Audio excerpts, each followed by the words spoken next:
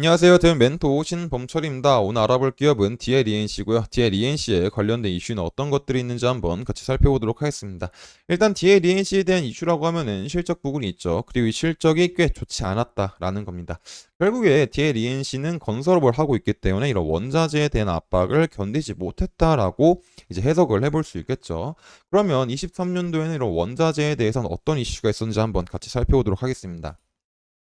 일단 DLENC는 건설 부분에서 토목과 주택과 플랜트 사업을 하고 있죠. 그러다 보니까 시멘트와 철강에 대한 가격이 굉장히 중요하다라는 겁니다. 근데 이런 시멘트나 철강에 대한 가격 말고도 다른 건설 자재값들은 러시아, 우크라이나 전쟁 사태가 반발하게 되면서 많이 올랐고 또 추가적으로 이제 지속적으로 인건비가 상승을 많이 했죠. 그러다 보니까 러시아 우크라이나 전쟁으로 인해서 건설 자재값이 많이 상승한 상황에서 인건비도 같이 상승하다 보니까 공사비에 대한 부담이 지속적으로 커진 상황이다라는 거죠. 근데 지속적으로 공사비에 대한 부담이 커지고 있는데 쌍용 CNE처럼 시멘트를 만드는 기업이 시멘트에 대한 가격을 인상했다라는 겁니다. 그러면 결국에 쌍용 CNE처럼 시멘트를 만드는 기업이 왜 가격을 인상을 했을까라고 보게 된다면 이제 전기요금에 대한 인상이 있었죠. 일단 이 전기 같은 경우는 시멘트를 만들 때 어떤 제조 원가의 20에서 25%를 차지합니다.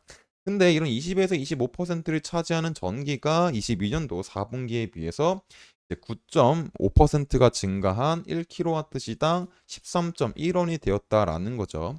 그리고 이런 전기요금 인상 같은 경우는 1분기만 있었던 게 아니라 2분기에도 이제 8원이 추가로 인상이 되게 되면서 시멘트 업계 같은 경우는 전기요금이 부담이 됐던 거죠. 결국에 이런 시멘트 업계 같은 경우는 지속적으로 전기요금이 인상을 하다 보니까 이런 원자재에 대한 가격이 올라서 우리의 실적이 하락을 한다. 그래서 이를 타개하기 위해서는 어쩔 수 없이 시멘트 가격을 올리겠다라는 입장을 발표했습니다.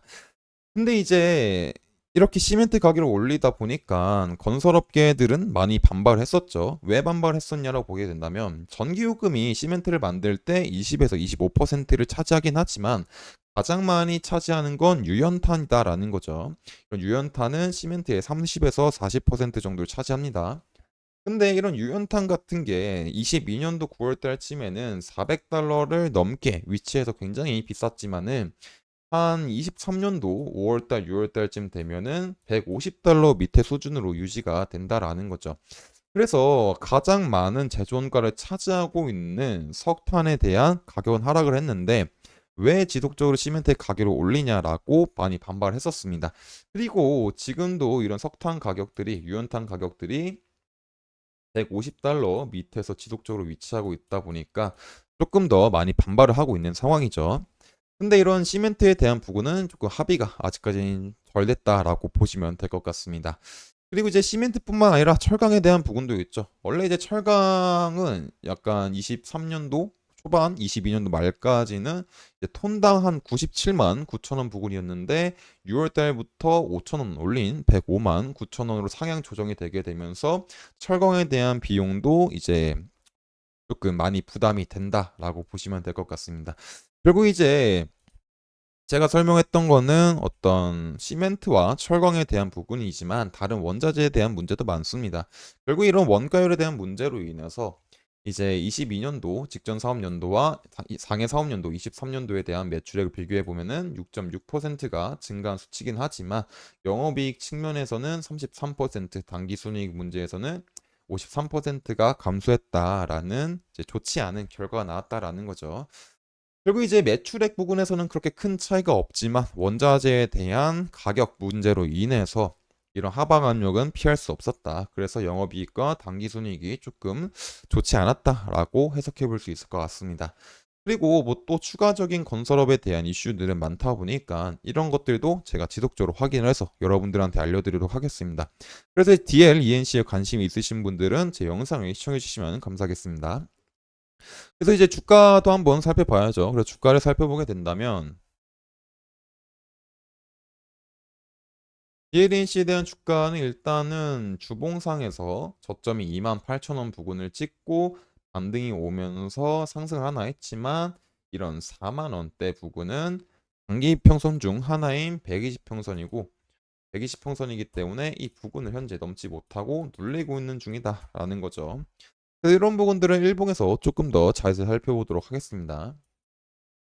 일단 이제 일봉에서 보게 된다면 지속적으로 이제 하락을 하다가 반등이 오면서 28,000원 부근에서 4만원 부근까지 상승을 했고, 이런 45,000원 부근은 저항 부근이다 보니까 눌렸다라는 거죠.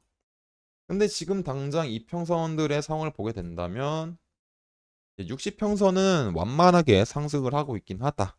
그래서 상승 추세는 아직까지 죽은 건 아니다라는 겁니다.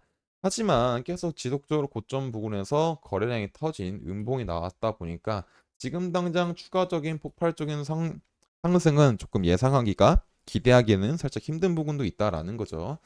그래서 지금 당장 상승 시나리오는 현재 그거 보면은 이런 추세선들이 있고, 저항 부분이라고 하면은 이런 4만 원대 라인이 있다 보니까 여기서 이제 넘지 못하고 이 추세선을 깨고 밑으로 내려갔었을 때 이런 35,000원 부근과 35,000원 부근은 단기적으로 지지를 받을 수 있는 구간이고, 또 이 구간이 120평선 구간이다 보니까 여기서 이제 소폭 반등하는 상승 시나리오는 한번 생각해 볼 수 있을 것 같습니다. 그래서 지금 당장은 얘가 차트적으로는 뭐 크게 상승할지 안 할지 확신할 수 없는 상황이기 때문에 지금 당장은 조금 관망하는 포지션을 가져도 좋지 않을까 생각해 볼 수 있을 것 같습니다. 뭐 반대로 하락 시나리오는 이렇게 하락을 하다가 35,000원 부근이고 34,000원 부근들을 최종적으로 이탈했을 때는 어느 정도 리스크 관리가 필요하지 않을까 싶습니다.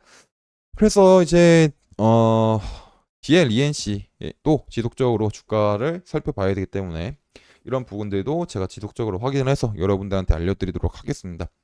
그래서 DLENC에 관심이 있으신 분들은 제 영상을 시청해 주시면 감사하겠습니다. 이상 대이원 멘토 신범철이었습니다.